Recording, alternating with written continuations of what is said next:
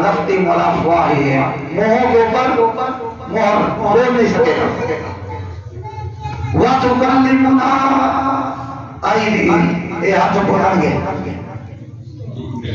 قرآن کہہ رہا ہے وَتُكَلِّمُنَا أَيْدِيهِمْ، یہ ہاتھ بولیں گے وَتَشْهَدُ أَرْجُلُهُمْ، اور یہ پیر گواہی دیں گے بِمَا كَانُوا يَكْسِبُونَ، جو کچھ تم کرتے تھے۔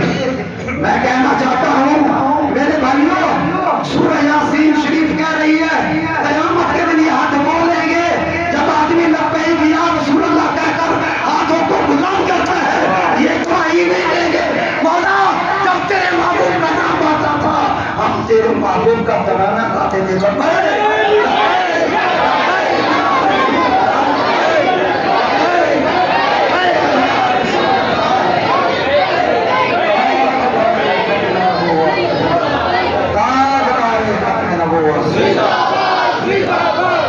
ساڑی جیت ساڑی جان، ساڑی جیت ساڑی جان۔ سبحان نبی علیہ السلام کے دیوانوں یہ مقدس رات کے تھوڑے سے حصے میں سیر کرائی مسجد حرام سے مسجد اقصی تک۔ یہ حصہ جو ہے نا محبوب کے ذکر معراج کا، یہاں تک قرآن سے ثابت ہے جو اس کا انکار کرے گا وہ آدمی کافر ہے، کیونکہ قرآن کا انکار کرنے والا کافر ہے۔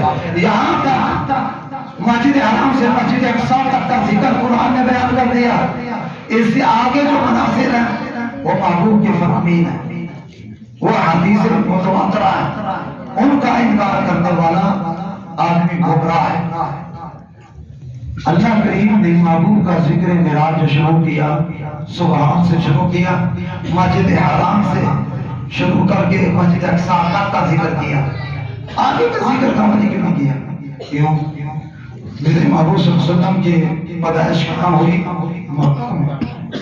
سارے مکہ والے جانتے تھے میرے محبوب مکے سے باہر کبھی گئے ہی نہیں۔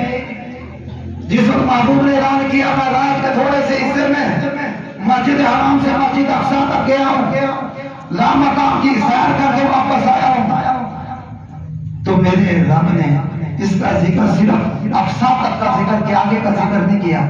اس کی وجہ یہ ہے، علماء نے لکھا اس کی وجہ یہ تھی کفار چاہتے تھے کہ محبوب آگے جو بتا رہے ہیں انہوں نے دیکھا ہی نہیں۔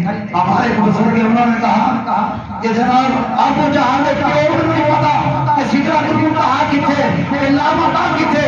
رب نے اقصی تک کا ذکر اس وجہ سے کیا، وہ جانتے تھے کہ مسجد حرام سے مسجد اقصی تک جانے میں 1 مہینہ لگتا ہے، واپس آنے میں 1 مہینہ لگتا ہے، یعنی 2 مہینوں کا سفر۔ جب انہوں نے یہ جانتے بھی ہم آگے گئے نہیں، اس وجہ سے قرآن نے فرمایا مسجد حرام سے مسجد اقصی تک۔ جس وقت انہوں نے کہا نا مسجد اقصی تک، اچھا بتائیے مسجد اقصی کے کتنے دروازے ہیں، کتنے پلر ہیں، کتنی کھڑکیاں ہیں؟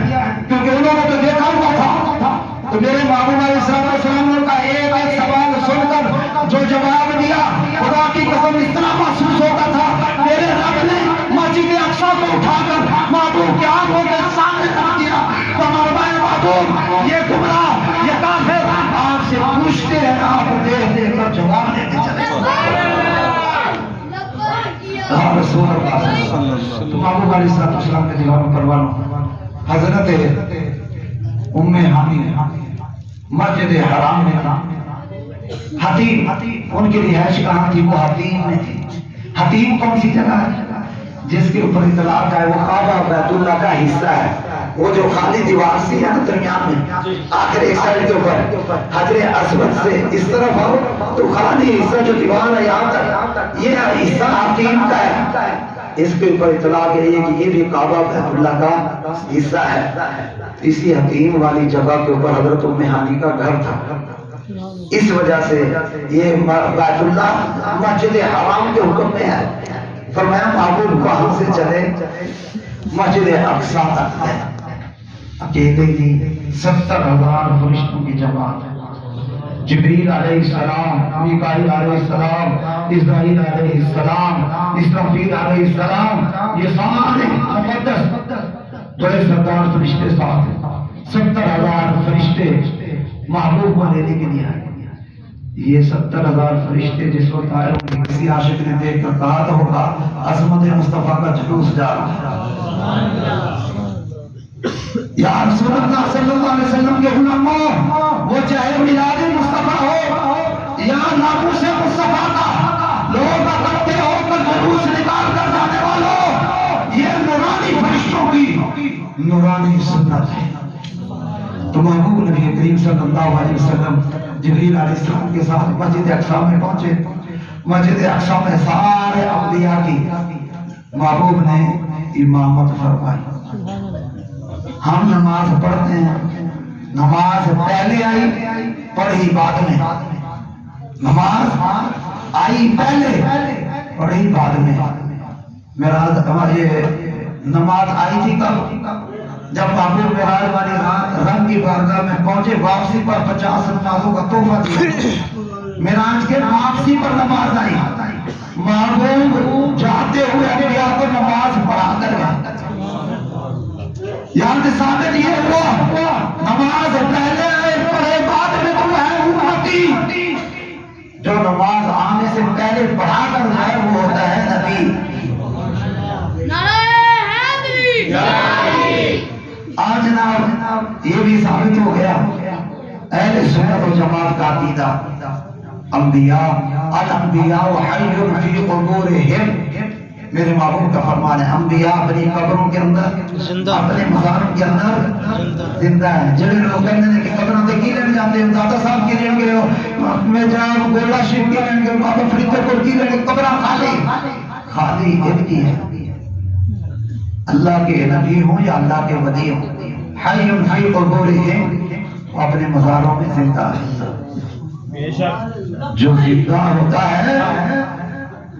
جو زندہ ہوتا ہے وہ پیچھے کھڑا ہوتا ہے اور جو مردہ ہوتا ہے وہ امام کے آگے ہوتا ہے. آج لوگ کچھ بھی کرنے کا مولوی تو آگے نہیں آن دینا.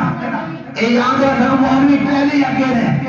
جب مولوی تو آگے جاؤ گے پہلے مرنا پڑے گا. مولوی تو آگے جاؤ کی کوشش کرنے والے ہو. مولوی کے آگے آدمی اس وقت ہوتا ہے جس وقت مرتا ہے. جنازہ پڑھتے ہو تو میت کہاں ہوتی ہے؟ آگے. وہ مرے آگے ہے نا، زندہ پیچھے. تو معلوم ہوا مولویوں سے آگے اس وقت ہوگے جب مرو گے اور جو پیچھے ہوتے ہیں وہ زندہ ہوتے ہیں. ہمارا عقیدہ واضح ہو گیا. اللہ کے نبی اپنے اپنے مزاروں کے اندر مردہ نہیں بلکہ زندہ تھے. اس وجہ سے میرے محبوب کی ابتدا کے اندر انہوں نے نماز پڑھی. کعبہ بیت اللہ وہ جگہ ہے جہاں پر میرے مصطفیٰ نے نماز پڑھائی، جہاں پر